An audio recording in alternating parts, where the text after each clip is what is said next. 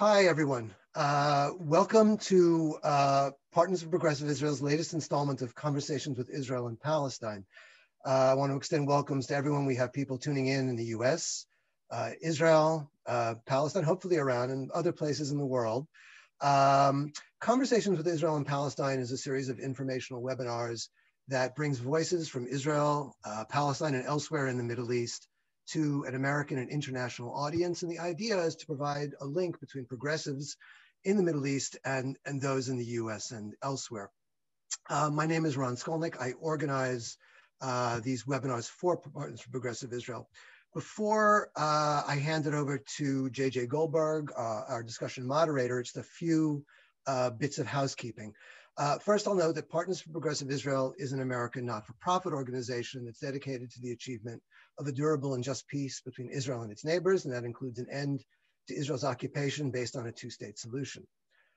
Partners supports the idea of social justice, civil rights, and equality for all of Israel's inhabitants. And the organization cultivates Jewish-Arab partnerships and seeks to deepen Americans' understanding of Israel's and the region's complexities so they can better advocate for a progressive Israeli future. Partners is glad to be bringing this webinar for free. But if you like a program like this and I'd like to encourage more, please visit progressiveisrael.org, the organization's website, and make a contribution if you are able. I'll just also mention that Partners' next webinar is going to take place on Wednesday, February the 10th. Partners will be hosting Meretz Knesset member Tamar Zandberg and Ghaida Rinawi Zouabi, who are number 2 and number 4 respectively on the Meretz election list for the upcoming elections. And this webinar will be the kickoff event of the organization's new Women's Initiative. Okay, I've wrapped up the housekeeping. Let me now briefly introduce our panelists and moderator. Dr. Ehud Eiran is a senior lecturer of international relations at the University of Haifa in Israel. And he's an active board member at Mitvim, a leading Israeli think tank that deals with regional Israeli foreign policy. He is also a senior fellow at the Center for the Research of Intelligence Methodology. Currently, Dr. Eiran is on sabbatical at Stanford University, and prior to his academic career, he held a number of positions in Israeli civil service, including as assistant to the Prime Minister's foreign policy advisor. Dr. Eiran's co-panelist is Barbara Slavin. She is the director of the Future of Iran Initiative and a non-resident senior fellow at the Atlantic Council. She's also a lecturer in international affairs at George Washington University and a columnist for El Monitor, which is a website devoted to news both from and about the Middle East. She's the author of Bitter Friends, Bosom Enemies, Around the US, and the Twisted Path to Confrontation. Last but not least, our moderator today is JJ Goldberg. He is an award-winning journalist and lecturer. He is the editor emeritus of the Jewish Daily Forward, where he is a former editor-in-chief. He has also served as bureau chief for the Jerusalem Report in the US and managing editor of the New York Jewish Week, and is the author of Jewish Power Inside the American Jewish Establishment. So with no further ado, I'll hand it over to JJ, and I'll see you at the other end to say goodbye. Well, thank you, Ron, and look forward to seeing you later. Welcome, everybody who's watching. I hope we can get into some of the live issues. We're talking about two countries in the Middle East that have been pretty much at odds with each other for quite some time. And since we're talking about two countries in the Middle East, I suppose we'll start where it all starts, which is Washington. The new Biden administration is apparently trying to move back toward the Iran nuclear deal, the joint, what does it stand for? JCPOA. And Israel is very suspicious of that because Prime Minister Netanyahu was very much an opponent of the agreement between Western nations and Iran that was developed during the Obama administration. So now we're wondering what will happen if Biden moves back toward re-embracing the agreement, rejoining it, and how will Israel react? How will Iran react? So Barbara, let me start with you. Do you think Biden will re-enter? There's talk about him going in on condition that there's adjustments in the agreement. And the question, Iran has indicated that it won't accept any renegotiation. Where are we headed?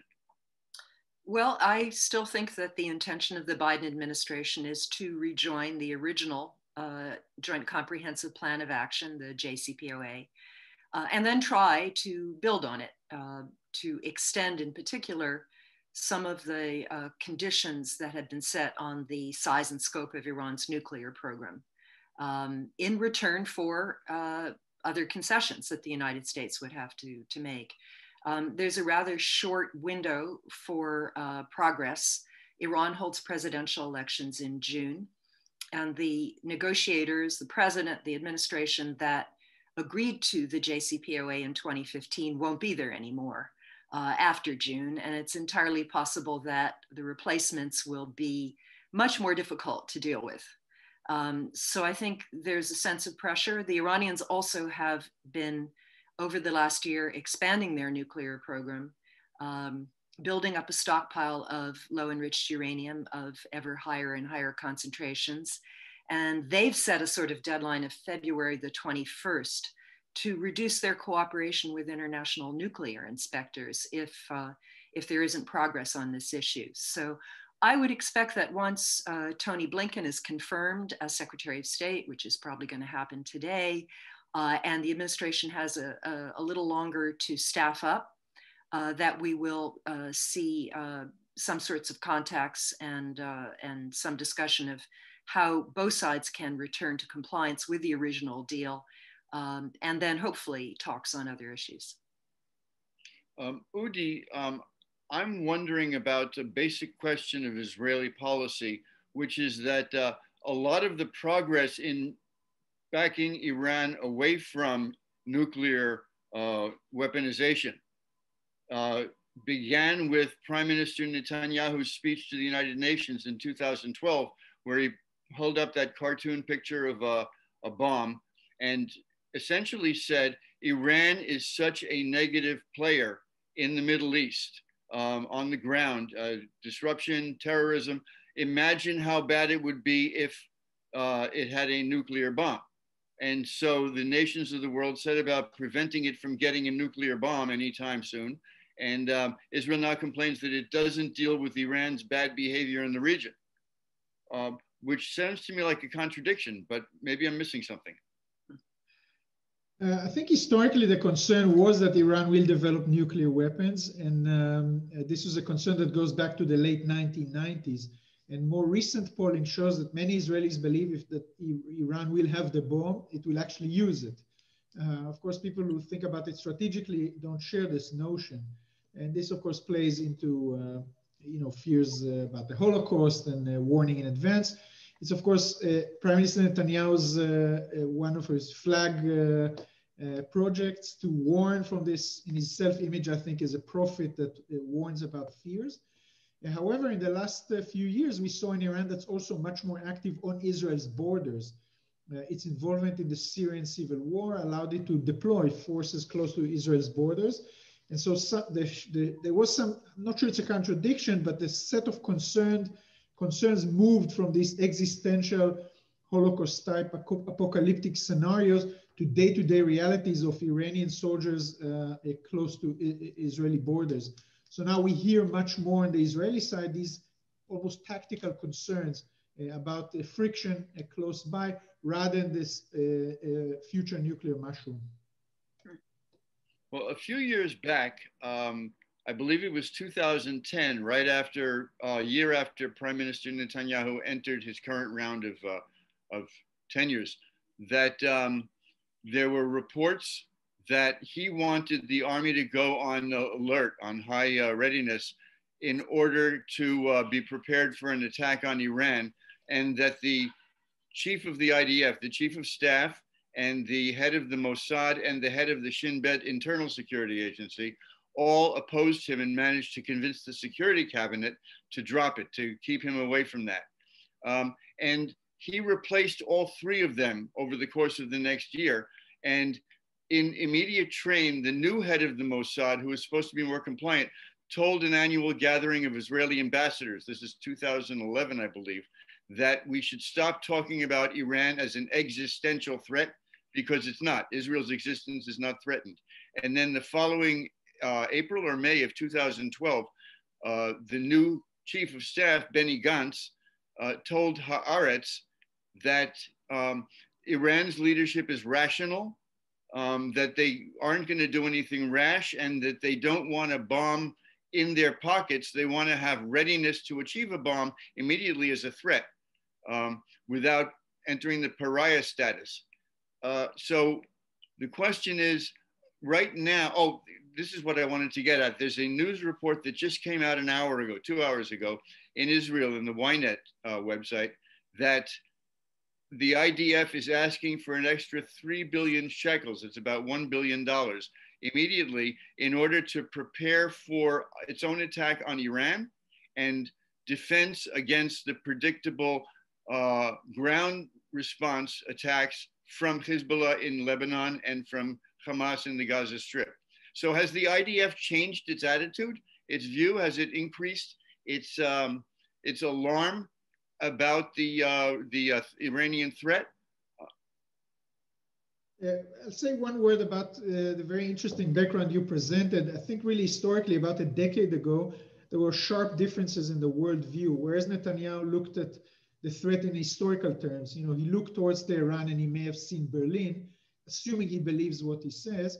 And the military and in general, the defense establishment took what we call in the social science jargon, a very realist approach, very material based. In other words, okay, they'll have the bombs and then what? There was even one more extreme statement by another general who was head of the R&D, General Yitzhak Ben Israel, he's now retired, that said, even in the extreme case that they use a bomb, we'll survive. It's the most extreme materialist response I saw to that. So on one level, we still have these two differences. Generals and security officials see the world in this very concrete material way, whereas the prime minister, son of a historian, takes a longer view, which of course serves him politically very well. The second layer, I think, is what you hinted, is the personalities. These are hierarchical organizations and their leaders set the tone. Prime Minister Netanyahu is now in power for a long time, and the leadership of these institutions are in the balance, internal decision-making balance of power. The Prime Minister had grew stronger. The most evident is the head of the Mossad, Yossi Cohen, who almost hinted publicly that he's hoping to replace Netanyahu. He was very close with the Netanyahu circle when he was deputy head of the Mossad.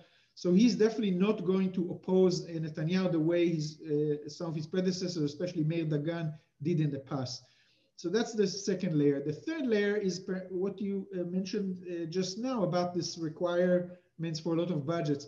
Partly it's coincidence. We have in this time exactly now, we have the INSS, that's Israel's leading think tank on security affairs, a conference, and the chief of staff was scheduled to talk there a long time ago. The IDF has its own motives to ask for, as we discussed in our earlier talk, in our earlier discussion before this started. Some of it is budgetary. The current chief of staff came in with a plan to revitalize the IDF with very specific requirements for huge funding. Because of the corona, that was scrapped, and Iran offers an opportunity to rally this agenda. But there's also a strategic consideration here. We saw in 2010, 2012, that the IDF, according to some sources, got as much as $3 to $4 billion. It's not completely clear if it was genuinely preparing for an attack or creating international pressure to push the sides towards an agreement. Even now, there's a debate. So it could serve both purposes: higher level of preparedness, internal budgetary issues, but also a way to pressure whoever is going to negotiate to get to a deal that's closer to Israel's preferences. Before we go on, I want to remind all of our viewers, if you have questions, type them in as we go along. We don't want to have you rush to type in and think of a question when we go to the question and answer period, which will be around 10 after 1. So Barbara, the question about the dual intentions that Udi just raised in terms of the Israeli army. Iran has apparently stepped up its enrichment of uranium over the last year or two, They've gone from a commitment to a 3% enrichment, which is compatible with civilian use, to a 20% enrichment, which the agreement had barred them from doing. So they've essentially broken the agreement and stepped up to a move closer to a bomb readiness. The question is, are they, in Israel, this is being taken as an indication of how unreliable they are and how they don't keep their agreements. And elsewhere, especially in Europe, they're saying, no, this is the natural response to America's withdrawal from the agreement. That if you're going to drop out, then we will too. So the question is, can Iran be trusted to keep to its agreement, to go back to its full compliance, and maybe even get rid of the 20% material they've accumulated? Or is this a real indication of their unreliability? Yeah, well, I think the unreliability was on the US side. Remember that Donald Trump pulled out unilaterally from the JCPOA in May of 2018 when Iran was in full compliance with it and had remained in full compliance for more than 2 years. So that is the original sin as far as I'm concerned. Iranians didn't do anything for about a year. And then when it became clear that there was no prospect of negotiations with the Trump administration, and we remember Mike Pompeo and his maximum pressure campaign constantly increasing the sanctions on Iran, that's when they started to become more aggressive in the region, and also when they started to exceed the limits that were set in the JCPOA. They had a lot more 20% enriched uranium back in 2015, and they got rid of it in order to go into compliance. So this is fully reversible. Some of the steps they've taken, I mean, they've clearly accumulated some more expertise in terms of advanced centrifuges. You can't erase that knowledge. I mean, frankly, the whole argument about Iran and the bomb, I've been listening to this for almost 30 years now. And, you know, Bibi Netanyahu has been warning every other year, Iran will get the bomb next year. Iran will get the bomb next year. Iranians, they're good scientists, they're good physicists and engineers. If they want to make a bomb, they'll make a bomb. They know how, they've known how forever. It's a question of political will. It's a question of what do they think is in their strategic interests. And my sense has always been that they want the option of developing a bomb if they feel truly threatened existentially. But they understand that actually possessing bombs would put them in a worse situation, a weaker situation, where they really would be threatened by Israel, which has nuclear weapons, and many other advanced weapons that could attack Iran. So I'm fully confident that if a way can be found for the United States to return to compliance, that Iran will also go back into the deal. I think the bigger question for me is whether it's possible at all to build on this, whether it's possible to do anything about the regional tensions, which have been such a problem, which were not addressed by the JCPOA and which have gotten worse as a result of a number of things that really had nothing to do with the JCPOA, namely the US invasion of Iraq, which got rid of Saddam and opened Iraq to Iran. And of course, the Arab Spring, which destabilized Syria and opened Syria to Iran. These are other questions we can talk about. Iran's hostility toward Israel, Israel's hostility toward Iran, takes two. But in terms of its nuclear obligations, I think that Iran will go back if the US lifts sanctions. It seems to me that Iran, the Arab Peace Initiative, which was adopted by the 22 members of the Arab League, the 22 Arab states, and then endorsed a year later by the Organization of Islamic Cooperation, which is 57 nations that are majority Islam, including the Arab countries. It adopted a plan in 2002, which Israel has never accepted, that offers Israel full recognition, normalization, and 22 embassies, or now 57 embassies, if it agrees to a Palestinian state more or less on the 67 border lines. The question is, Iran has voted for it consistently. It's been unanimous in the Organization of Islamic Cooperation. So that Iran is on record officially accepting the idea of an Israel next door to a Palestine next door rather than instead of Israel. Are we misreading the Iranian intentions? when we say that Iran wants to eliminate and wipe Israel off the map? Yeah, well, there are a lot of different attitudes, even within the Iranian government about Israel. There are some who really do want to see the end of Israel as Israel currently exists. But the standard line is that Iran will accept whatever the Palestinians will accept. Now, of course, the fly in that ointment is that some Iranians insist that the Palestinians, that there must be a referendum of all Palestinians all over the world, including the diaspora. Of course, if that were to happen, then you would have perhaps a radically different two-state solution. I think that the more troublesome aspect of the way this is all developed is that Iran has very strong relations with Hezbollah, which of course has fought a war with Israel. Iran has supported groups like Hamas and Palestinian Islamic Jihad, which have had confrontations with Israel and have carried out terrorist acts.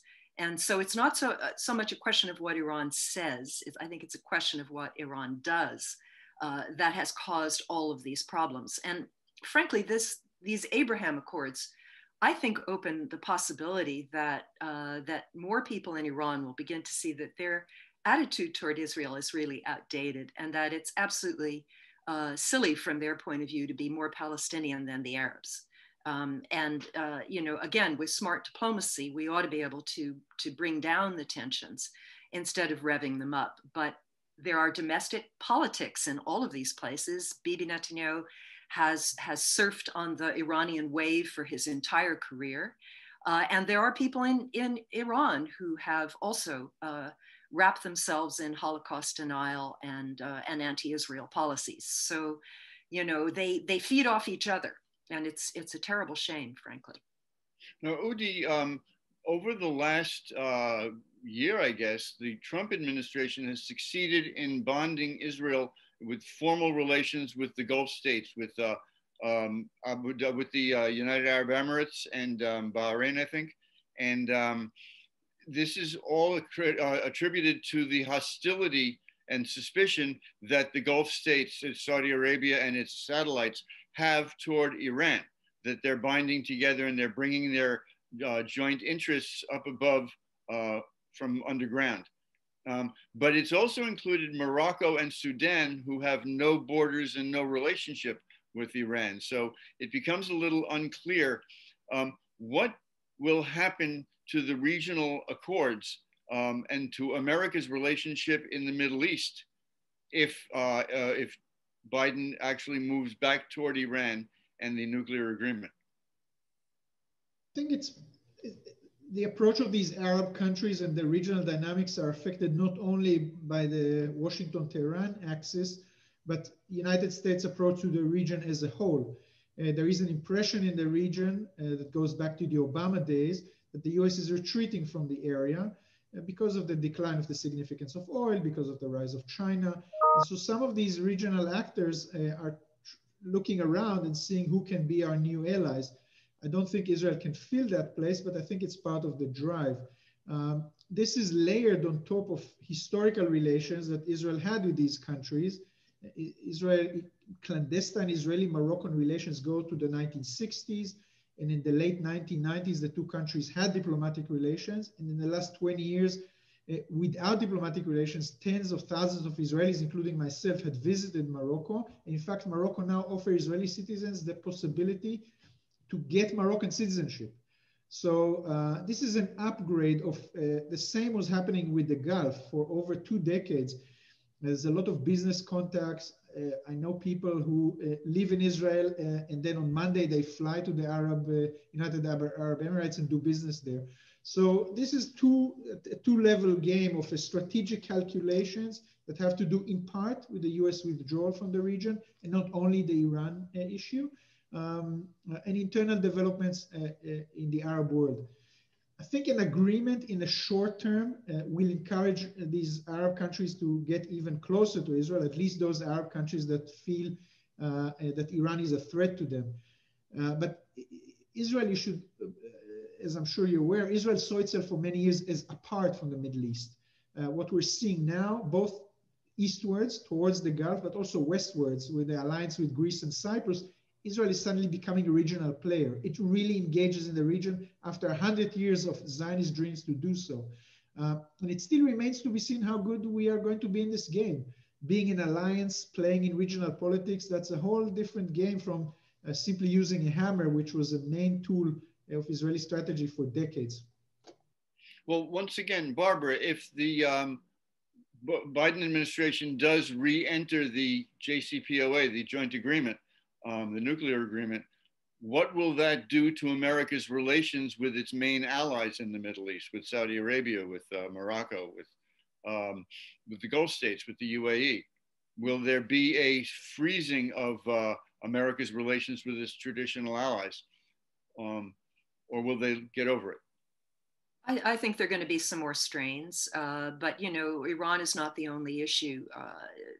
Saudi Arabia has made itself very unpopular in Washington because of a number of actions, including the war in Yemen, which has turned out terribly for Mohammed bin Salman.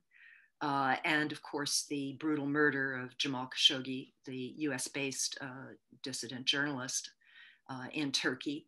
The unnecessary rift with Qatar, the shakedown in the Ritz of Saudi business people, the kidnapping of the Lebanese prime minister. I mean, there's, you know, the fact that there are still women in prison in Saudi Arabia for advocating the right to drive, which women have now been granted by the king and Mohammed bin Salman, his son. So we have a lot of problems with Saudi Arabia, and this will, I assume, add some new strains. The Saudis have to deal with lower oil prices, with a lot of economic problems, the need to somehow attract investment to a country like that, which has no transparency and no rule of law. You know, good luck with that. So I don't know to what extent the Iran issue will then become a new irritant. The United Arab Emirates has mixed views. I mean, Abu Dhabi hates Iran, but Dubai does business with Iran. And there are a lot of Iranian expatriates in the United Arab Emirates. It's not really an issue, as Udi pointed out, for Morocco or for Sudan. So we will see. I mean, all of these relations will have to go through a kind of review process now that the Biden administration is in, and it will not be carte blanche the way it was under Trump. But the U.S. will continue to consult with these countries. Of course, I think there's already been a conversation between Jake Sullivan, the National Security Advisor, and the Israeli National Security Advisor. Nobody will be kept in the dark about what the US intends to do. And the Biden people have been very clear, both in the campaign after the election and in confirmation hearings, what their views are on a number of issues. Udi, I interviewed Uzi Arad a few years ago, former longtime foreign policy advisor to Netanyahu, who broke with him right around the time that all of those other security officials broke away over Iran. He said that a unilateral Israeli attack on Iran would completely backfire, that it would allow Iran to go to the world and say, look, we were attacked by the only nuclear power in the region, so now we're entitled to have a nuclear weapon, and hardly anybody would stand in its way. Further, that when Israel bombed the Iraqi nuclear reactor back in 1981, it was supposed to be a great victory against proliferation in the Arab states. It turned out 10 years later, when senior George Bush invaded Iraq, that they had taken their nuclear program and taken it underground. And so when the American troops took over Iraq, Iraq backed away from the nuclear program, and that when George Bush Jr. invaded, there turned out to be no Iraqi program. The argument is that when you attack and bomb a nation in order to try and stop its nuclear weapons, you need to have inspectors on the ground to make sure that they aren't spreading it around the country. An Israeli attack would not allow or lead to inspectors. Certainly they won't allow Israeli inspectors, and the rest of the world will back away. So that the only people who could attack Iran and make it stick would be the Americans with Europe allied. So it's sort of a conundrum, I think. Is there an Israeli plan that involves follow-up? Yeah, you raise a good question. Of course, we don't exactly know what are the operational considerations, but there is an internal debate in the defense establishment between people who take Uzi's perspective, which is somewhat affected by his very acrimonious relationship now with Prime Minister Netanyahu, and others that say it's worth, although we think it may roll back the program in a while, as you say, it'll actually speed it up on a longer term. But there are people who think it will take it back in a few years, and even just showing the determination by itself is worth doing. Here again, you have to look at Israeli strategic culture, which for many years relied in its own self-image on a self-help, not waiting for some international coalitions. And the two examples of the 1981 attack in Iraq and the 2007 attack on the Syrian nuclear power plant are considered in Israel a success. Although we know from more detailed research, at least regarding Iraq, that perhaps the opposite had happened. So the strategic culture is, if the great powers will not solve our problem, we will have to self-help. Israel was not very good in other cases like Lebanon 1982 or in specific follow-up that include this nuance, complex diplomatic structures that you offered. Until now, the defense establishment was closer to the position you presented. There are too many risks. It's not only the lack of follow-up, but also just the image of, potentially 10 Israeli pilots presented on Israeli television. Israel went bananas when one soldier was kidnapped into Gaza, which is a few kilometers from Israeli border. So imagine what would happen in a potential attack when there's much more POWs. So there is an internal debate. It's over exactly these issues. I'm not sure we are very good at planning beyond what happens beyond the attack. What we do know, the lessons from Iraq and Syria, there's a lot of unknowns. Huge risks were taken by Israeli governments in 81 and 2007. And in the Israeli self-image, they paid off.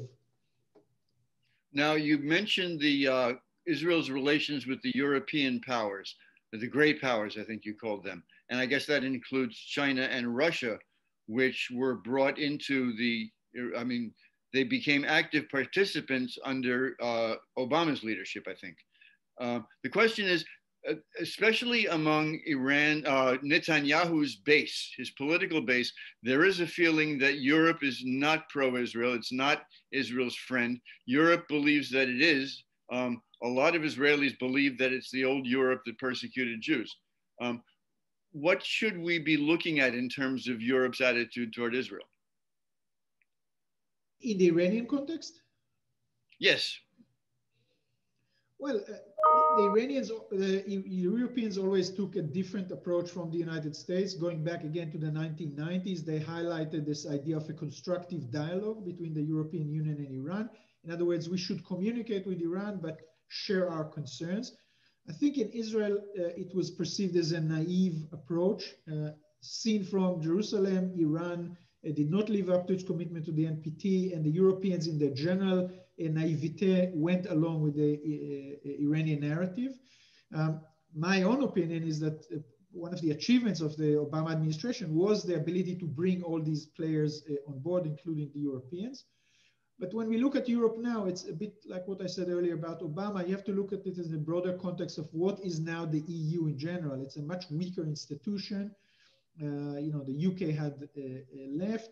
Israel has now some very strong allies among Eastern European countries and the East Mediterranean countries. And so we don't have a unified EU position, again, at least as it was seen from Israel as we had before. Having said that, Israel does need some channel to communicate with Hezbollah or with Iran, and this was Germany, a trusted ally of Israel in Europe. So although we have this public concern in Israel about Europe, it's now weakened because of the weakening position of the Europeans and because historically Germany actually played quite an important role, I think, in this quiet dialogue that Israel was holding with Hezbollah over very tactical issues, but nevertheless an important channel. It's when I was a kid growing up in the 60s, I wanted to get a harmonica to go with my guitar. and the only good harmonicas were made in Germany, and my parents wouldn't let me buy one because they were German. And now Germany is Israel's main ally in Europe. It's I guess that also points to the possibility of changes on the ground and in relationships. Barbara, there is talk of the Biden administration having to navigate carefully between its relations with Europe, which it wants to improve, and its relations with Israel, which it wants to maintain. The European thing is primarily a foreign policy consideration in terms of strategy and America's place in the world. There are those who say that its Israeli conundrum has more to do with American domestic politics. Do you sense any thinking in the Biden administration about those two as conflicting impulses, conflicting interests? An interesting question. I must admit, I haven't really thought about it very much. I think the Europeans are just so happy that Joe Biden was elected and that he is going to consult with them. He's not going to tell them what to do. He's not going to have temper tantrums. He's going to go to all the summits. And I'm looking forward, and you know, we're the Atlantic Council, so obviously we believe in strong transatlantic relations, but I'm looking forward to the Europeans playing a helpful role on Iran. After all, they all have embassies there, and they're all still part of the Iran nuclear deal, and helping us find our way back into that agreement and hopefully build on it. So, you know, there are differences over Israel. I know, you know, we'll see how Bibi decides to play this, how confrontational he's going to be. Fortunately, annexation, I think, is off the table now for a while, and we have the United Arab Emirates to thank for that. But there's certainly the settlement movement is increasing. You know, Palestinians are still being treated terribly. So there are potential points of friction. I don't think the Palestinian issue is going to be a priority for a while, though, primarily because of the weakness of the Palestinians themselves, and you know, the fact that they have leadership issues that they have to work out probably. But you know, there'll be a Palestinian mission of some sort in Washington again. You know, the U.S. will be consulting with them. They won't be blacklisted like they were under Trump. Let me move to some audience questions. They're coming in pretty rapidly at this point. We have one here from Ralph Seliger, a friend of mine. Is there any evidence that Iran has kept some facilities and nuclear development hidden from the international inspectors, as some critics of the JCPOA, the Iran nuclear deal, have alleged? Who wants to take that? I think one thing we've learned is that if Iran tries to hide anything, Israel finds it. So I'm actually pretty confident that we know everything about their program. I mean, do they have a few centrifuges in a basement somewhere? Yeah, probably. But if there were anything major, I mean, their program has been penetrated by Israeli intelligence pretty thoroughly. Look how you know, Israel assassinated their chief nuclear scientist, Mohsen Fakhrizadeh, back in August, even though, you know, Iran doesn't have an active weapons program as far as we know, and this guy was associated with work that was active 2 decades ago. Israel found him and had him killed. So I don't think the Iranians would get away with anything. Meanwhile, the International Atomic Energy Agency routinely inspects all 17 declared facilities. They have cameras that monitor 24/7. So as long as the inspectors are there, I'm reasonably confident. My worry is that if we don't get back into the JCPOA pretty quickly, this is going to escalate. Iran's going to reduce cooperation with the IAEA. And then we'll be in the situation like we were with Iraq you know, after Saddam kicked out inspectors, I think in '98, where we won't know exactly what's going on and everybody will assume the worst. So I hope we can avoid that. Udi, let me throw this one to you. There's a question from Mark Fishman, I believe it is, or Fickman. If the US wants to rejoin the JCPOA, how will the other parties, particularly China and Russia, respond? Will they seek a quid pro quo? And let me add to that 2 aspects. One is, if in deference to Israel or on its own, the Biden administration tries to force Iran to renegotiate, will the Chinese and the Russians balk and pull out or hit back? And the other question is the long-term strain in Israel between its relations with China and its relations with Washington, where Washington has pressured Israel to downgrade its relations with China, and Israel has basically ignored that at some cost. Maybe I'll start with the third point, and I think it does relate to the two first ones in the sense that Chinese and Russian positions about Iran will no doubtedly be affected by the broader agenda.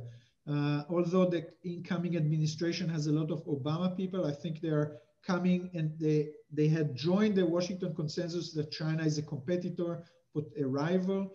And so this will be one of the items between the American Chinese and American Russian agendas, which both are intuitively, you know, look with some strains, the Navalny arrest on the Russian front, and so on. As I said earlier, one of the achievements of the Obama administration was the ability to bring these other two players on board. They are both very important. China is a huge buyer of Iranian oil. Russia had provided originally a lot of the nuclear know-how to the Iranians. And so we'll have to see how these broader relationships develop. As for the point between the US and China, the US had been putting pressure on Israel going back from the late 1990s to roll back some aspects of the relationship. Israel in general did oblige.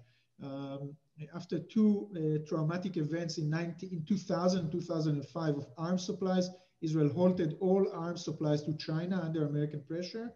And more recently, there's more targeted American pressure on curtailing Chinese investments in Israel. Secretary Pompeo came to Israel the eve of a tender for some water desalination project, which a Chinese company was about to buy. And literally 2 days later, the Chinese lost the bid. So at the end of the day, Israel will try to balance, to Prime Minister Netanyahu's benefit, we should say, he balanced it quite well, I think. Ability to maintain economic relationship with China and close strategic alliance with Israel. But it's at the moment of decision, Israel will choose, as it had done before, I think, the alliance with the United States. The security establishment that's very dominant is very close to the US. So you see an internal discussion between a very powerful security establishment and some sectors of the economic players who do want Chinese involvement. But ultimately, I think it's also, I mean, you are the editor of The Forward, you know it, Israel is also very attuned to what's happening with Jews abroad. Half of the Jewish people live in the United States. So no matter what happens, the US will always be a priority for Israeli decision makers. I'm going to throw this one to both of you. One of the questioners asks whether Qatar could prove to be a bridge between Israel and Iran.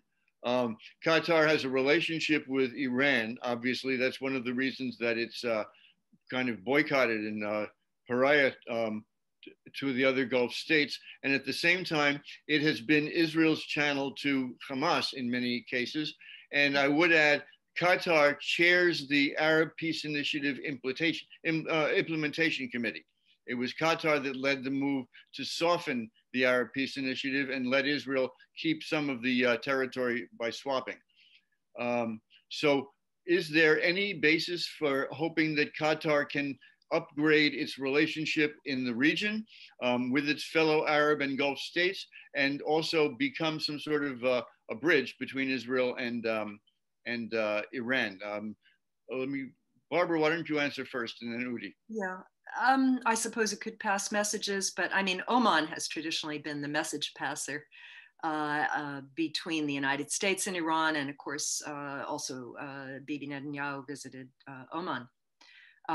There are plenty of mediators. I mean, let's be honest, there have been track 2 dialogues between former Israeli and former Iranian officials. I've been in the room when some of these people have met. So I think that you can do it directly through these formers. You can do it through Europe, through many possible means if there is a desire to do that. And Germany also was mentioned as a good intermediary. I don't know, Udi, you have any other thoughts about who could pass messages. Yeah, I think you pointed pretty much to the main channels, and it is interesting to see how as this rivalry evolves and now is almost a direct military confrontation with Israeli attacks and Iranian attacks in Syrian territory, who will do the coordination. Historically, so there are multiple channels. I will add one more thing, which is not exactly Qatar, but the more Israel gets engaged with Gulf countries, the more Israelis go to the Gulf, the more Gulf investments we have in Israel. I think part of the imagination of Israeli strategic thinker widens. Israel supposedly is very strong in the region, but it's the formative experience of Israeli strategic leaders do not include understanding the Gulf. For example, understanding the role of Asia in Gulf thinking, even the physical proximity, the Indian food, the broader set of considerations that are seen from the Gulf. And so this opening that we saw with the Abraham Accords and the fact that there's going to be more open academic exchanges, elite exchanges, I think will create in a broader sense a easier ability to communicate through these various channels that Barbara had pointed to. Yeah, I'd forgotten to mention the Russians. Obviously, the Russians in Syria have been very, very influential and have kind of played both sides off against each other, I would say. Certainly Israel has had free reign in Syria. Russians haven't done anything about it. And the Iranians are very angry at the Russians about that, but they don't really have any recourse since they needed the Russians' air power to keep Assad in place. So there are a lot of potential channels, depending on the topic. There's a question here from Jeremy Roth Kushel.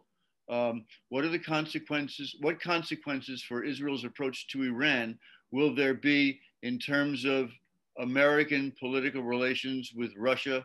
The Russian-Israeli UAE Saudi hybrid and the Russian entry into the region over the last 5 years, really, as the main hegemon with the withdrawal of the United States.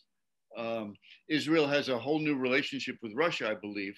And will this change with the Biden administration? Will there be more of a leveling off? Or why don't you try that? Well, the Russian issue is that after 20 years of Israeli military dominance in the space, in the immediate space to Israel, suddenly there's a great power on our borders. Russian forces deployed in Syria that constrain or has the potential to constrain Israeli activities. This led to a tactical mechanism of coordination because, as Barbara mentioned, there is a military activity of both Israel and Russia in the same space. So this is a concrete problem for military planners that will have to be dealt with regardless of the, whatever the Biden administration does. And it's not, it is true that Israel had the free reign, but it entailed a lot of effort on the part of Prime Minister Netanyahu, including publicly semi-humiliating himself. I think in 1 year, he met 5 times President Putin. In one event, Putin kept him waiting for 2 hours to make a point, who is the great power and who is the regional power. And so, again, it will remain to be seen what will be the American-Russian developments.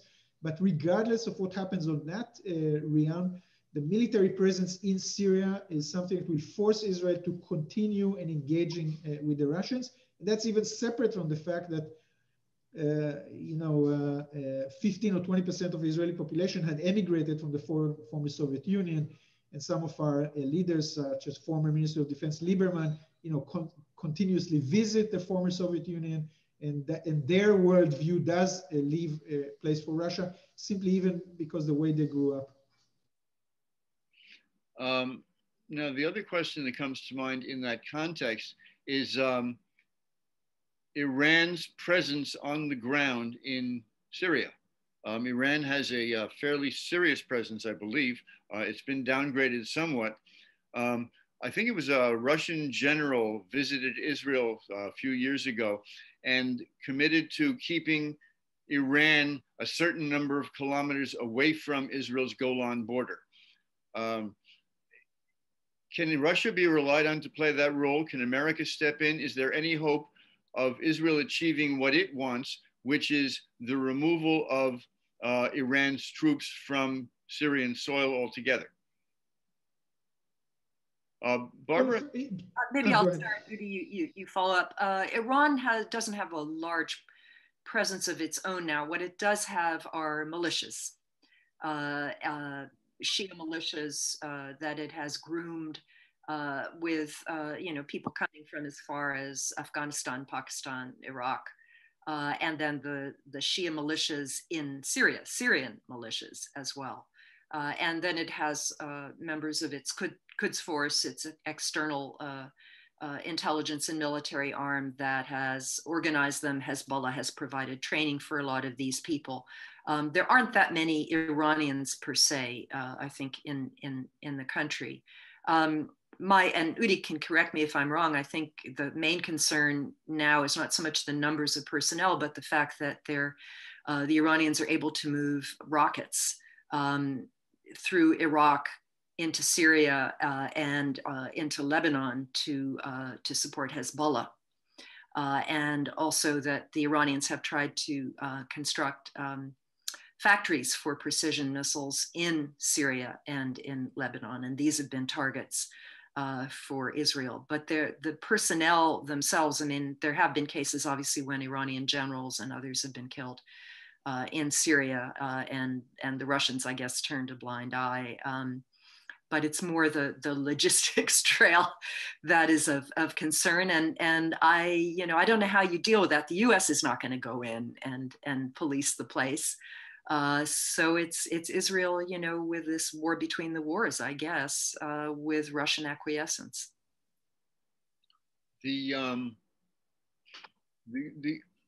When Joe Biden became vice president, which is what, 12 years ago, 11 years ago, he first visited Israel, and Netanyahu responded with an accelerated, a sudden announcement of new settlement building over the Green Line. I think it was in Jerusalem, which caused a lot of tension. It sort of humiliated Biden and the Obama administration in general, and was one of the big steps early on in souring relations, I believe.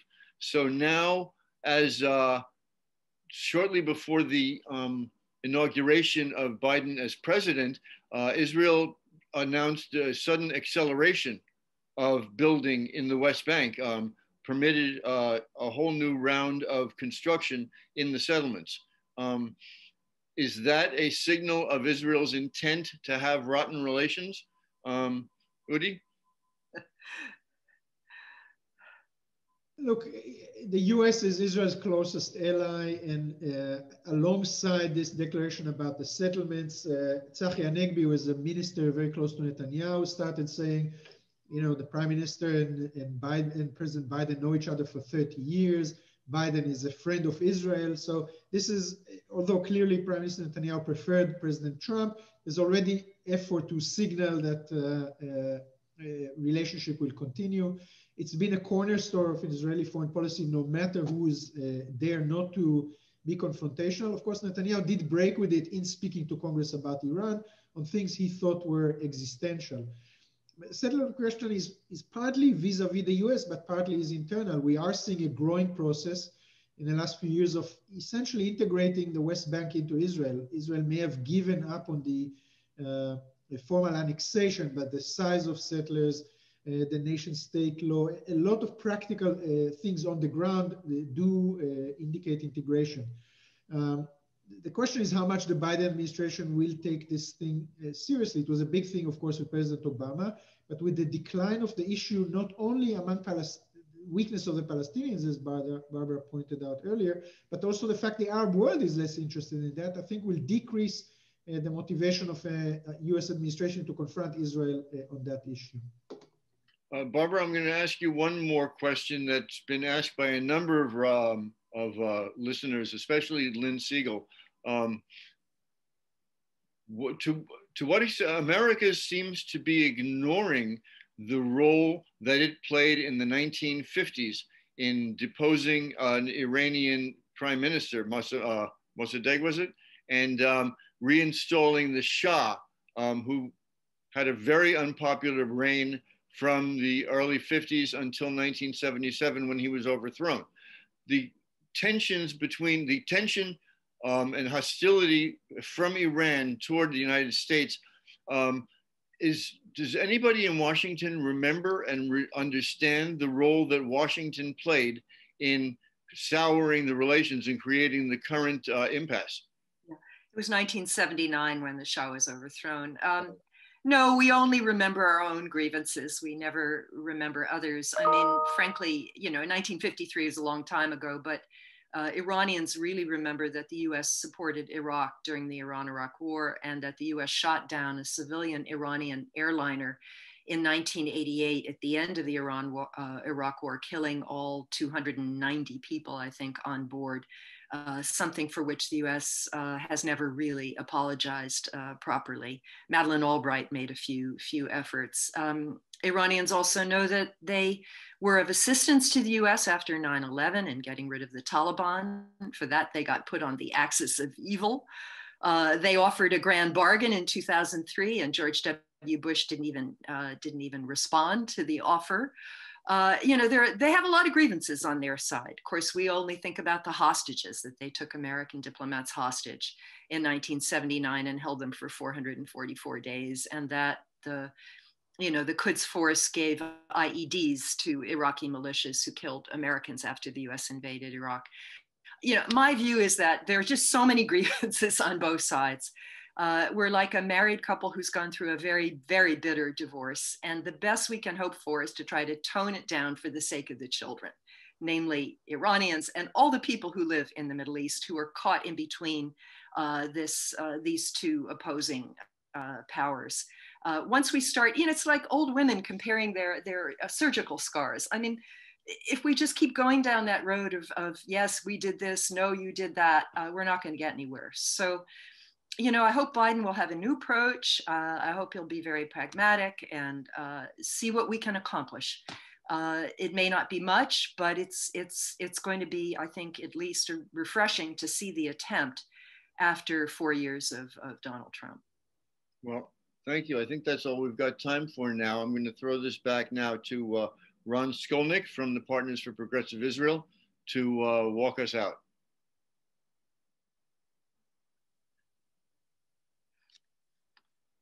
Hey, Ron, it's all yours. Okay. Thank you so much. Thanks, JJ Goldberg, Barbara Slavin, Ehud Eiran, for a really fascinating and in-depth conversation. Also, thanks to my colleagues at Partners for Progressive Israel for all the work in getting this to happen. A lot goes on behind the scenes. I'll just mention before closing, for those who joined a little bit late, Wednesday, February 10 is Partners' next webinar. It's going to be part of the organization's new women's initiative. And Partners is going to host Tamar Zandberg, Meretz MK, and Raida Renawi Zouabi, who is number 4 on the Meretz list. They're going to be talking about the upcoming elections, of course, and I'm sure a lot about increased efforts within the Meretz party to forge a greater Jewish-Arab political partnership. Last but not least, Partners is delighted to bring the programming to you for free. But of course, that depends on, that ability depends on donor support. So if you're able to, of course, progressiveisrael.org, take a look at and watch out for future programming and make a contribution when you're able. Thanks so much and hope to see you again next time. I just want to add regarding the February 10th program, anytime you have an opportunity to listen to Tamar Zandberg, grab it. She's a personality who's really going to leave an impact. Indeed.